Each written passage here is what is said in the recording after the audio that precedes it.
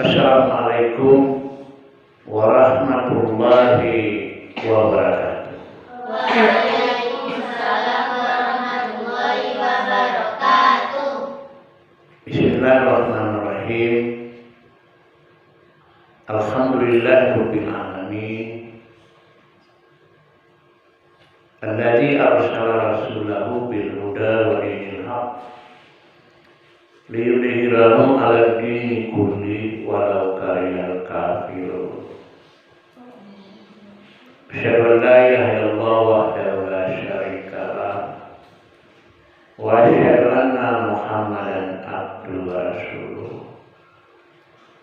Allahumma shalli ala Muhammad wa ala alihi wa sahbihi ajmain. Amma ba'du. Qala Allah Ta'ala fi kitabil karim, a'udzu billahi minasyaitonir rajim. Bismillahirrahmanirrahim. Alladzina yunfikuna fis sarra'i wad dharra'i wal kadhimina al ghaidha wal 'afina 'anil nas wallahu yuhibbul muhsinin. Ini dibaca ya, diperhatikan. Alladzina yunfikuna fis sarra'i wad dharra'i. Tanda-tanda orang yang bertakwa. Pertama adalah orang yang senantiasa menyisihkan sebagian hartanya, baik dalam keadaan lapang maupun dalam keadaan sempit.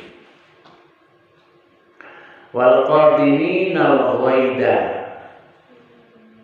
orang-orang yang mampu mengendalikan nafsu amalannya. Wal afina 'anil nas, dan mereka orang-orang memaafkan kesalahan orang lain. Wallahu yuhibbul muhsinin. Allah itu sangat cinta kepada orang-orang yang berbuat baik. Inilah ciri orang yang bertakwa. Karena kita ini kan baru selesai melaksanakan ibadah puasa dan sudah melaksanakan sholat hari raya Idul Fitri. Tentu di hari raya itu adalah suatu hari raya umat Islam itu digunakan untuk membiasakan diri untuk saling memaafkan. Ya, saling memaafkan atau disebut dengan halal bil halal. Nah, pemaaf itulah al-afwa.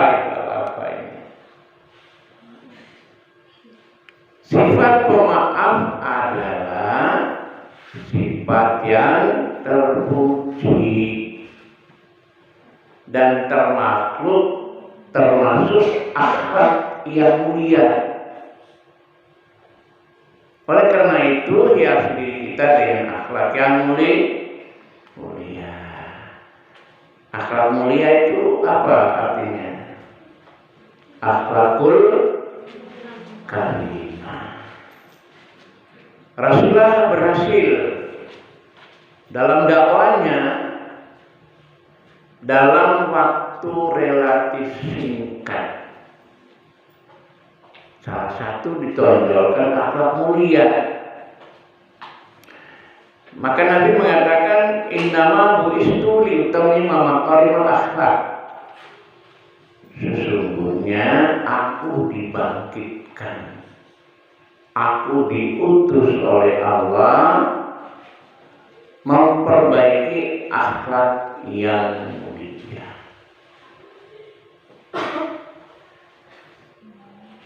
Dan Nabi oleh Allah disebutkan manusia yang agung, manusia yang mulia. Manusia yang mulia adalah manusia yang ini. Wa innaka ala khuluqin adzim. Oh ya, manusia yang mulia. Lanjut sekalian. Wa yas'alunaka madza yunfikun qulil afwa. Mereka juga bertanya kepadamu tentang apa yang mereka nafkahkan. Yang diinfakkan adalah kelebihan dari apa yang diperlukan. Nah, Islam mengajar kepada kita untuk dapat memaafkan kesalahan orang lain tanpa harus menunggu orang lain minta maaf. Kira-kira bisa nggak? Ada orang yang menyakiti kita menunggu orang lain. Seharusnya kita bersifat proaktif. Kita yang lebih dulu minta maaf. Jangan menunggu dia.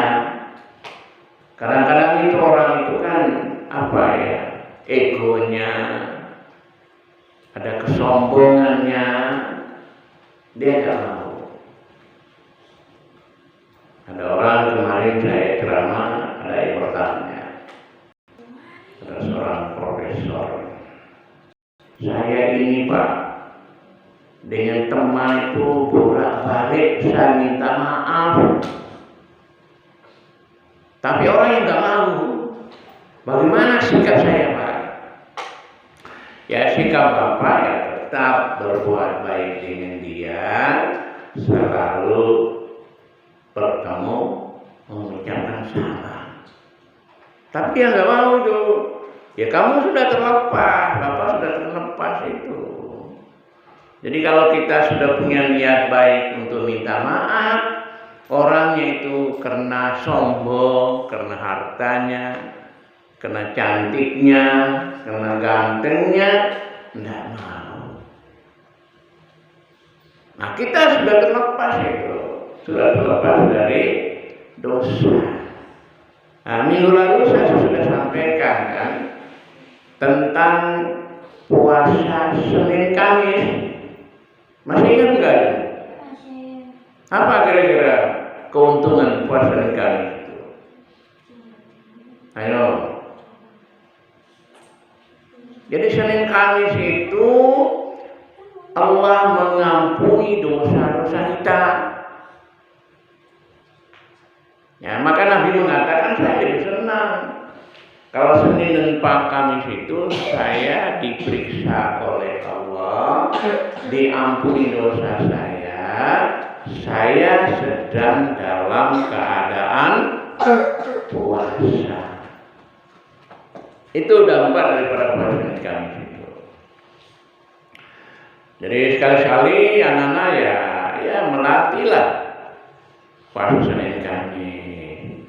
Walaupun tidak rutin, tapi kalau sudah ada latihan-latihan, insya Allah nanti ketika anak sekalian sudah besar, sudah berkeluarga, insya Allah senantiasa membiasakan diri untuk puasa Senin Kamis. Jangan sampai menjadi orang yang rugi. Tadi saya mau berangkat ke sini, saya menunggu ibu baru pulang ngajar ngaji sama Aminah. Saya sambil membuka ini HP ini, ada 2 video. Video pertama itu cerita seorang yang biasa memandikan mayat. Nah, ketika dia mandi, yang dimandi itu wanitanya cantik sekali, kuning badan putihnya, putih sekali itu. Tapi keluar dari mulutnya itu kotoran, bau sekali. Terus dia keluar cari orang tuanya, dia ajak masuk. Karena dia nggak sanggup menahani bau itu. Baunya seharusnya keluar dari dubul kan, tapi justru dari mulutnya itu. Terus hitam, putih sekali, kuning sekali, tapi begitu dimandikan itu berubah jadi hitam pekat. Cantiknya hilang itu. Terus ditanya, Bapak kira-kira anak ini amalnya apa saja kok begini? Gini Pak, anak itu bolak-balik, saya suruh dia sholat tidak mau, tidak mau sholat. Itu contohnya itu. Berarti di dunia langsung disiksa itu. Apalagi kalau kita ini sudah sholat, kita sudah puasa, insya Allah. Kalau mati dalam keadaan husnul khotimah. Itu yang pertama. Ada lagi gitu seorang laki-laki. Bapak itu punya anak banyak. Yang lain ikut sholat. Tapi dia nggak mau sholat. Menentang orang tuanya. Ketika itu dia mati. Terus orang yang memandikan itu, aina abuka, di mana ayah ini, anak ini? Nggak ada orang yang jawab. Tapi lama-lama akhirnya jawab. Terus ajak masuk. Ternyata sudah hitam pekat. Terus anak ini kok amalan apa dia lakukan itu? Dia itu apa ya? Saya suruh sholat kok tidak mau sholat. Nah, inilah pelajaran bagi anak sekalian. Bahkan ketika dibawa ke kubur, kalau kubur kan di dalam kubur itu kan mayatnya hadap ke utara, mukanya itu dihadap ke kiblat. Tapi ketika dihadap kiblat balik lagi, terus begitu. Akhirnya yang di bawah itu nelpon kepada salah seorang ustadz. Ini bagaimana ustadz? Ya kalau begitu ya biarkan begitu saja. Baru dijawab bahwa orang itu memang tidak pernah sholat, maka dia tidak mau bertemu dengan Allah, Allah pun tidak mau bertemu dengan dia. Ini pelajaran bagi anak sekalian yang hidupnya masih lama kan? Masih lama hidup Anda ini, suatu saat punya anak, punya istri, anaknya itu harus diajar sholat. Masuk ke SD Asia sini coba. Kalau SD ya, kalau TK masuk ke TK Abah, di mana anak-anak sedang berada, ya pelajaran. Itu pelajaran. Dan pernah saya baca di surat kabar itu terjadi persis, terjadi di Sukun itu.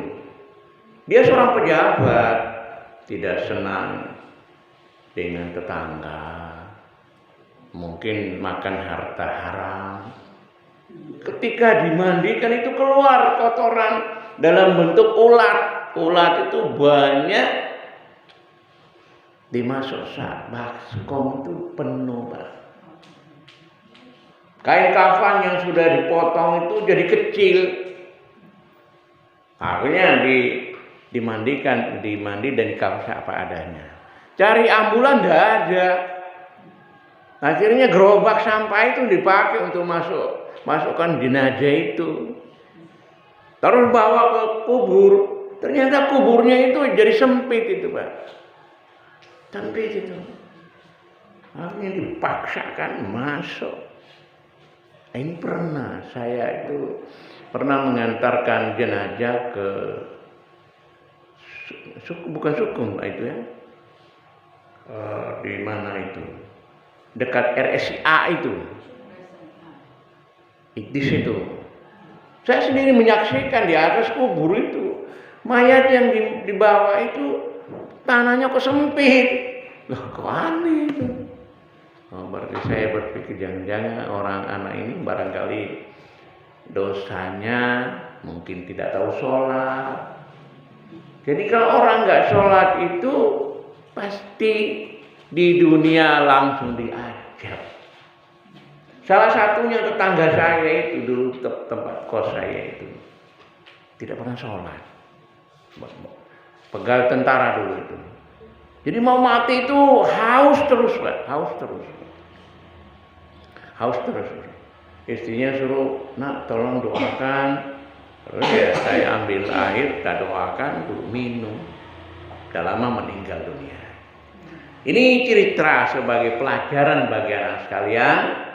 Di samping itu tidak boleh harus saling memaafkan antara satu dengan yang lain.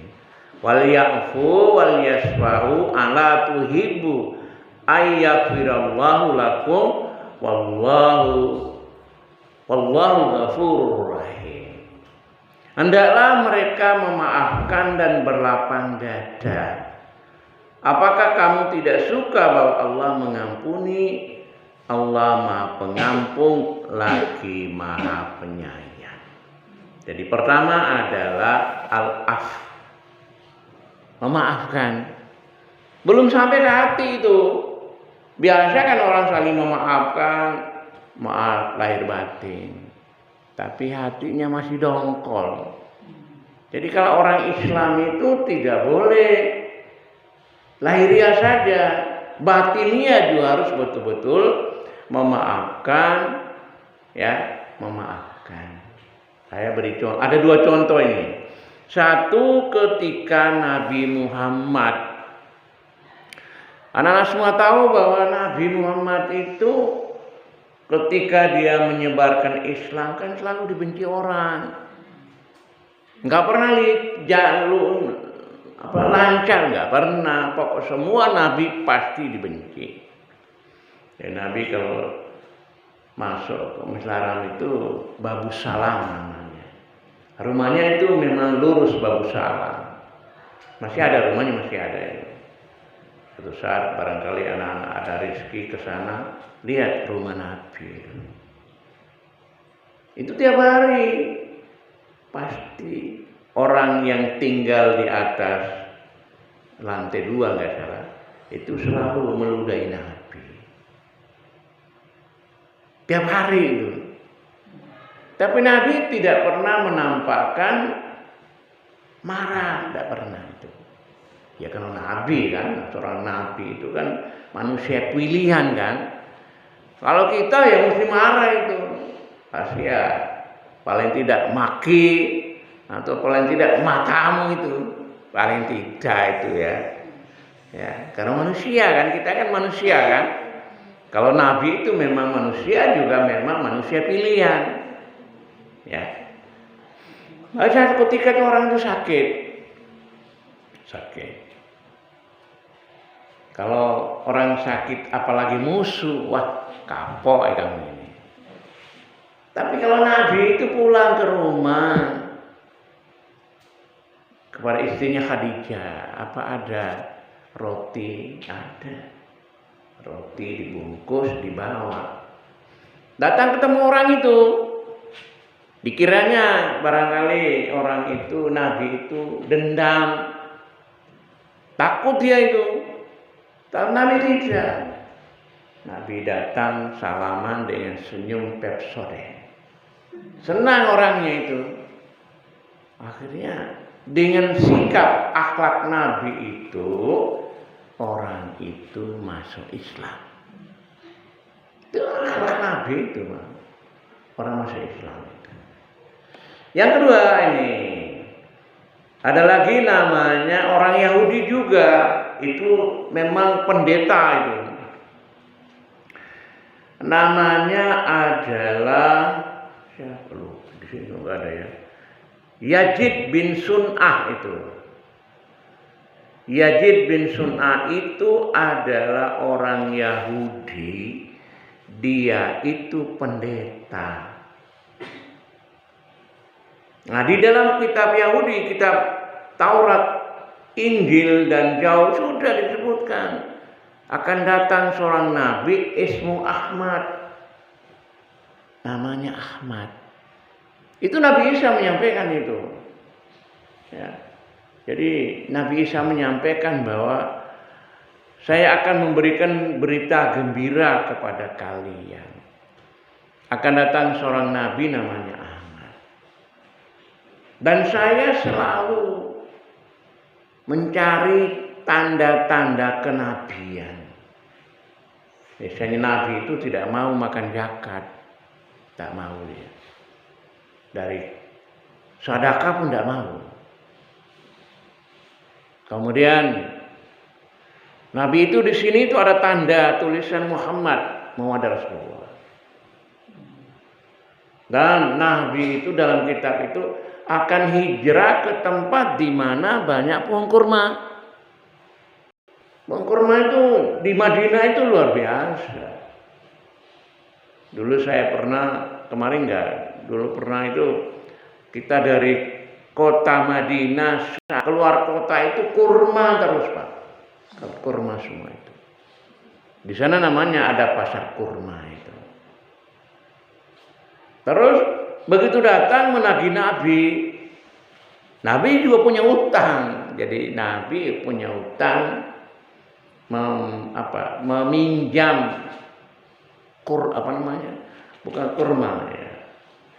Kurma atau gandum itu dipinjam. Kemudian dia datang menagih.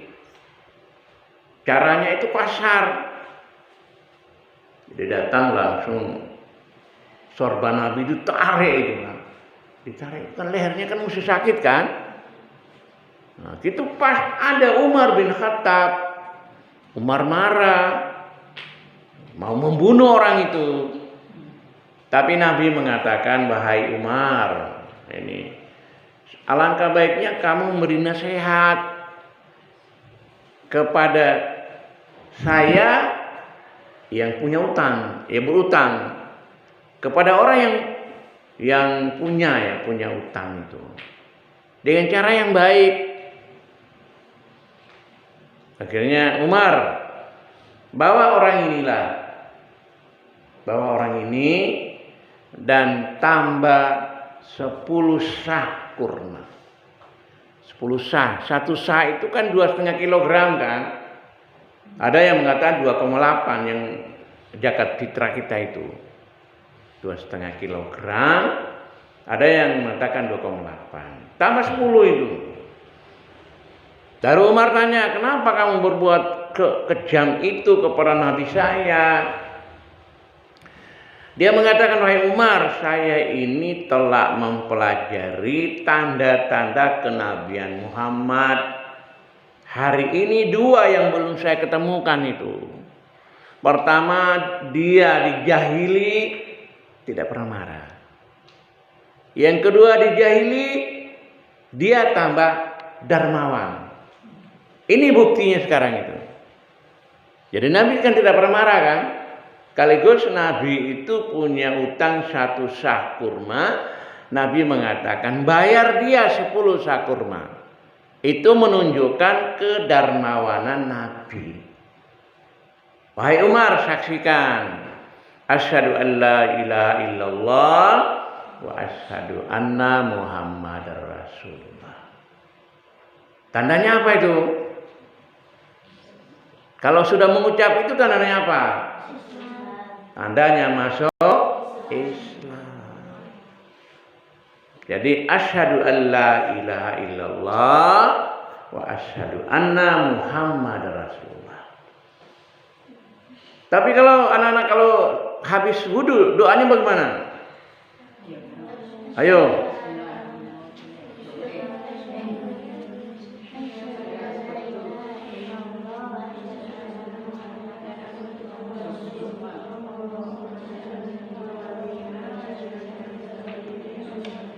Nah, ini yang ajar kamu siapa itu? Hah? Kalau Allahumma ij'alni minat tawabin wa ij'alni minal mutatahhirin itu. Yang ngajar siapa? Jadi kalau sesudah wudu kita berdoa. Dengar ya. Asyhadu an la ilaha illallah wahdahu la syarikalah wa asyhadu anna Muhammadan abduhu wa rasuluh. Futihat abwabul jannah. Allah membuka 8 pintu bagi orang yang doa itu. Coba sama-sama. Asyhadu an la ilaha illallah wahdahu la syarikalah wa asyhadu anna Muhammadan abduhu wa rasuluh. Lagi. Asyhadu an la ilaha illallah wahdahu la syarikalah wa asyhadu anna Muhammadan abduhu wa rasuluh. Lagi. Asyhadu an la ilaha illallah wahdahu la syarikalah wa asyhadu anna Muhammadan abduhu wa rasuluh. Ya. Jadi itu doa sesudah wudhu, jangan ditambah, jangan dikurangi. Jadi itu ada hadisnya lemah. Kita pakai Muhammadiyah Bu.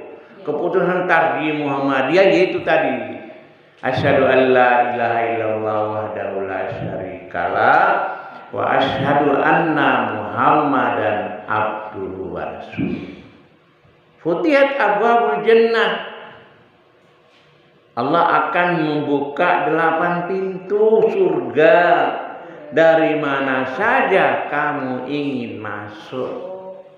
Ya, ingin masuk. Namanya apa?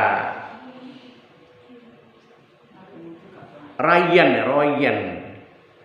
Pintu puasa itu Rayyan namanya. Maka ada panti asuhan yang didirikan Pak Marjono sama Pak Ismail di Sulfat itu namanya pantai asuhan Rayyan. Rayyan itu pintu surga. Pintu surga bagi orang yang berpuasa. Ya, bagi orang yang berpuasa. Yang tadi al-af ya, al-af. Itu belum sampai hati. Sekarang itu coba itu. As-saf. Kalau sudah al-af harus as-saf. Jadi as-saf dapat diartikan dengan kelapangan dada. Apa maksudnya itu? Lapang dada itu artinya itu ya betul-betul dari hati yang ikhlas, tulus. Jangan sampai maaf lahiriah mulut tapi hati saya dongkol. Apa dongkol itu? Mangkel. Itu tidak boleh itu. Sebab itu akan menghilangkan pahala itu, Pak. Apalagi ada penyakit hasad, dengki, iri hati, sombong. Apalagi penyakit hati itu harus dibersihkan itu. Jadi anak-anak ini kan termasuk calon-calon bidadari surga. Mau nggak? Ya, bidadari surga itu. Fihinna khairatun hisan. Coba cari di surat Ar-Rahman itu. Bidadari-bidadari yang cantik-cantik. Nah kemarin saya pamit dengan anak-anak panti Nurul Abiyah gitu. Gak salah 6 orang, tinggal 10 itu. Saya minta maaf lahir dan batin selama saya mengajar anak sekalian. Karena satu-satunya pengajar sana itu saya yang bisa buat makalah pakai LCD, dosen lain nggak ada. Jadi saya punya kenangan, tolong ini dibawa, disimpan baik-baik. Suatu pas kamu itu kalau punya anak ini ada buktinya. Kalau Anda amalkan saya dapat pahala terus kan? Pahala terus sepanjang masa itu. Walaupun nanti saya sudah meninggal ya tetap dapat pahala itu, Pak. Dapat pahala itu, Pak. Ya, apalagi anak-anak kan termasuk binaan kita. Nah, kita terus dapat pahala itu. Ajrun ghairu mamnun, pahala tidak pernah putus. Surat apa itu? Surat At-Tin. Alaihissallahu biahkamil hakim. Jadi harus usahakan harus berlapang dada. Lapang dada itu. Bila perlu kita datangi. Terus saya sering gitu. Kadang-kadang dengan adik saya memang itu keluar biasa nih. Dalam satu keluarga musuh tengkar biasa itu. Tapi saya datang, saya sebagai lebih tua ya harus mengalah. Ya, harus mengalah itu. Itu namanya as-saf. As-saf, kalau jabat tangan namanya musaffat. Jabat tangan sambil berlapang dada saling memaafkan. Tasafahu yadhibil ghila an qulubikum. Bersalam-salamlah maka akan menghilangkan dendam yang ada dalam hatimu. Jadi kalau anak-anak alkohol ketemu salaman. Bukan tempel pipi. Tempel pipi itu nggak ada dalilnya, nggak ada itu. Orang sekarang kan tempel pipi. Terus kemarin Pak Waktu ditanya saya waktu saya beri halal bihalal itu, boleh nggak Pak tempel pipi? Ya kalau tempel pipi dalam hadis itu tidak ada. Tapi eman bedaknya Bu, bedaknya kan mahal kan? Mereka tertawa itu, bedaknya mahal. Kanan kiri itu, tempel kanan, tempel kiri. Jabat tangan begini kan dia pegang. Laki-laki perempuan yang perempuan, jangan dengan laki-laki, nggak boleh, haram hukumnya itu. Ya, jadi memegang tangan perempuan itu sama dengan memegang bara api. Maka anak-anak itu mesti kan biarkan saya kalau ngajar kan anak-anak kan ya saya sebagai orang tua kan maunya mereka itu cium tangan saya nggak mau, cukup gini aja lah, cukup gini saja itu. Ya. Karena saya menganggap mereka cuma anak saya kan. Jadi ya, dan materi yang saya sampaikan sebelum saya ngajar, materi saya kirim ke ini, saya buat ini grup WA itu kan. Kirim ke saya, kalau 4 kelas ber-4 grup. Biasanya malam ini saya kirim kan, besok Rabu saya ngajar, tapi besok UTS. Saya kirim. Datang suruh baca, setelah baca baru ada, kalau ada apa namanya, ada yang mau pertanyaan silakan kita diskusikan. Jadi enak itu. Dulu biasanya anak-anak kan saya wajibkan membuat makalah, sekarang tidak, kirimkan materinya, nanti makalah itu terakhir dikumpulkan, karena makalah merupakan salah satu tugas dalam penilaian. Jadi ini ya, tasafahu yad habil gila angkulubikum, bersalam-salamlah maka akan menghilangkan dendam yang ada dalam hatimu. Sebab kalau kamu misalnya satu kelas, kamu belum sempat salam teman-teman, itu biasanya ada hati nggak enak itu. Tapi kalau sudah jabat tangan itu plong itu, rasanya tidak ada beban dalam hati kita itu. Maka Nabi mengatakan, ma min muslimaini yaltaqiyani wa yatasafahani illa ghufira lahuma qabla an yatafarraqa. Coba artinya apa itu?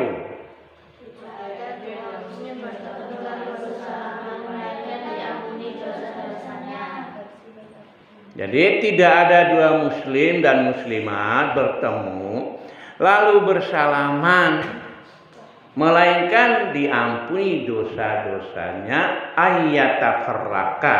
Ini kurang artinya itu. Ayyatafarraqa sama keduanya itu berpisah. Kurang tadi saya ini tapi kurang. Jadi sampai keduanya berpisah. Ya. Sudah isya ya. Cepat sekali ya.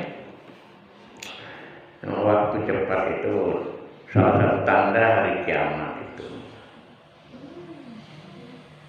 La taqum sa'ah yatafarraqul jaman. Saya bacakan hari sini saja ya. Muflis, bangkrut. Bangkrut itu apa maksudnya? Bangkrut. Rugi ya. Tapi ini ada bangkrut. Ya. Innal muflisi min ummati man ya'ti yaumal qiyamati bisalati wa siyami wa zakatin. Jadi orang umatku pada hari kiamat itu datang dengan rugi. Dia puasa satu. Kemudian pahala zakat. Kemudian dia pahala sholat. Dia punya pahala semua. Tetapi wakad satama hada, dia itu memaki orang. Pernah maki orang nggak kamu? Tidak pernah. Bagus. Akala malah hada. Waka dafahada. Pernah mencari-cari kesalahan orang lain? Pernah ya? 2. Wa akala mahada. Pernah mencuri? Nah, ya. Wa safaka dama. Pernah membunuh? Kemudian wadara bahada. Pernah mukul orang? Alhamdulillah. Enak baik-baik ya. Jadi kalau pernah kita itu memaki orang, mencari kesalahan orang lain, mengambil harta orang, kemudian membunuh orang, kemudian mukul orang, itu nanti di akhirat itu fayu'ta hada min hasanatihi, Wahada min hasanati. Kalau belum saling memaafkan, kebaikan kita diambil, dikasih orang itu tadi, yang kita dolimi tadi. Kalau semua kebaikan habis, fa in faniyat hasanatu qabla yubda ma alaihi, maka kebaikan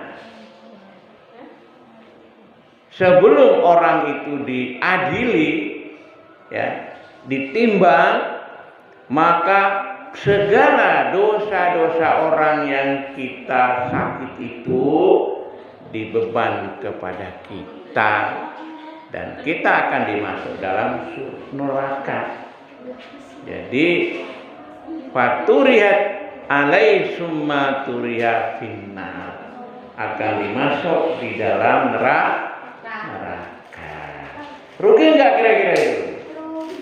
Ya rugi dah. Rugi. Nah, terakhir satu lagi ya, hadis lagi ya. Ini. Jadi mangkanat indahu madlimatu li akhi min irdi aw min syai'. Barang siapa mendolimi saudaranya, maka cepat-cepat minta maaf qabla Allah yakuna dinar wala dirham. Sebelum, kalau uang itu kan dirham dan dinar, itu tidak berlaku. Ingkana amalu salim ukhida minnu bikadri madlima. Apabila kita punya amal saleh diberikan orang yang kita dolimi. Kemudian dosa orang yang dolimi, orang yang dolim diberikan kepada kita. Ya, oleh karena itu kesimpulan anak-anak sekalian, jangan hasad, jangan dengki, selalu berbuat baik dengan siapapun. Ya, dengan siapapun kita senantiasa menunjukkan akhlakul karimah. Menjauhi akhlakus apa? Akhlakus syai'ah atau akhlak madlumah. Demikianlah anak sekalian, Mbak, tolong dibagi ya. Jadi materinya ini saya kasihkan ya. Satu aja. Cukup nggak ini? 20-an ini.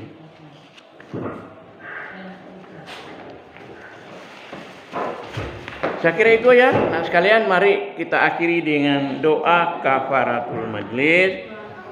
Subhanakallahumma wa bihamdika asyhadu an la ilaha illa anta astaghfiruka wa atubu ilaik. Assalamualaikum warahmatullahi wabarakatuh.